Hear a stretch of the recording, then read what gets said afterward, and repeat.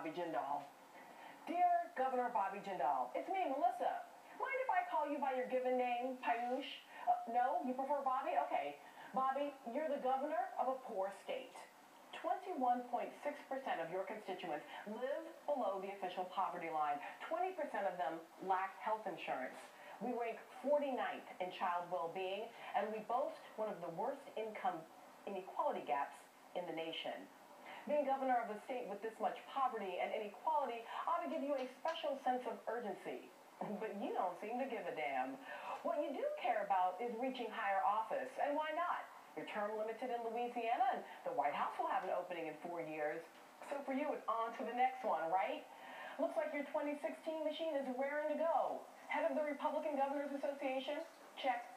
Chastising the defeated Governor Romney for his gifts comments? Check. Calling on Republicans to stop being the stupid party of dumbed-down conservatism and encouraging them to reach out to a broader base? Check. Not bad for the national stage, Bobby, but what about your own backyard? Those Louisianans without health insurance could benefit from the Medicaid expansion that President Obama's Affordable Care Act would provide.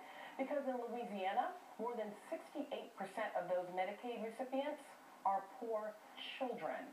But you'd much rather lead 15 other states in massive resistance against so-called big government and tell your constituents, good luck in the private sector. And speaking of the private sector, seems like you'd also like to sell off our kids' education to the highest bidder. That educational voucher system that you established, the largest one in the country, the one that gives vouchers to religious schools that teach creationism and allows them to keep their state funding even if their students fail basic reading and math tests, that one, we're not fooled. This is not about reform. It is about, as the Interfaith Alliance wrote, your inability to distinguish between religious indoctrination and basic public education. And you think you might be just a little bit more suspicious of the whole private sector equals public good equation in the week when BP pled guilty to 14 criminal charges in connection with the Deepwater Horizon's rig explosion just off our shores 2 years ago.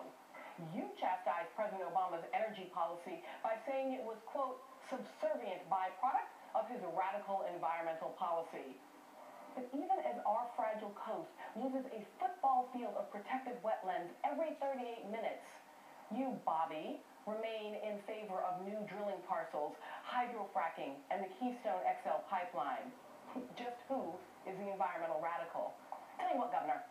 If you're bored with dealing with the real problems that face us in Louisiana, if you're ready to move on to the national stage, don't wait until the end of your term. Pull a Palin. Quit now. We'll find somebody else. Because you know, as we say in Nerdland, #FBJ. Forget Bobby Jindal. Sincerely, Melissa.